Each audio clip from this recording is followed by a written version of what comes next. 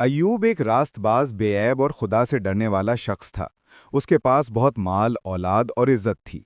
एक दिन शैतान खुदा के सामने हाजिर हुआ तो खुदा ने कहा, क्या तूने मेरे बंदे अय्यूब को देखा है? वो रास्तबाज और बेऐब है। शैतान ने कहा कि अय्यूब इसलिए वफादार है कि तूने नेमतें दी हैं। अगर तू सब कुछ छीन ले तो वो तुझे छोड़ देगा। खुदा ने इजाजत दी कि उसका इम्तिहान ले, मगर उसकी जान ना लेना।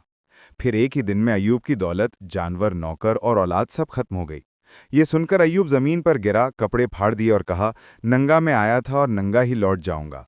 खुदा ने दिया, खुदा ने लिया, उसके नाम की सताइश हो।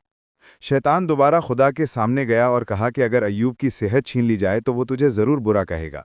खुदा ने इजाजत दी। फिर अय्यूब के बदन पर पांव से सर तक जख्म हो गए। वो राख में बैठकर अपने जख्म खुरचता था। उसकी बीवी ने कहा कि क्या तू अब भी अपनी रास्तबाजी पर कायम है? खुदा को कोस और मर जा। लेकिन अय्यूब ने कहा कि हमने खुदा की तरफ से भलाई कबूल की, क्या बुराई कबूल ना करें? अय्यूब ने फिर भी खुदा को बुरा ना कहा। उसके 3 दोस्त अलेफज, बिल्दद और सोफर उसके पास आए। उसे देखकर रोने लगे। 7 दिन तक उसके साथ जमीन पर बैठे रहे और कोई बात ना की। बाद में उन्होंने कहा, शायद तेरे गुनाह की वजह से ये मुसीबत आई है। लेकिन अय्यूब जानता था कि वो बेकसूर है। उसने खुदा से फरियाद की कि वो उसकी हालत को समझता नहीं, मगर खुदा पर भरोसा नहीं छोड़ेगा। आखिरकार खुदा बगोले में से बोला और अय्यूब को अपनी कुदरत दिखाई। अय्यूब ने कहा कि मैंने वो बातें कही थीं जिन्हें मैं समझता ना था। अब मैं तौबा करता हूँ। खुदा ने अय्यूब के दोस्तों को डांटा और कहा कि अय्यूब तुम्हारे लिए दुआ करेगा।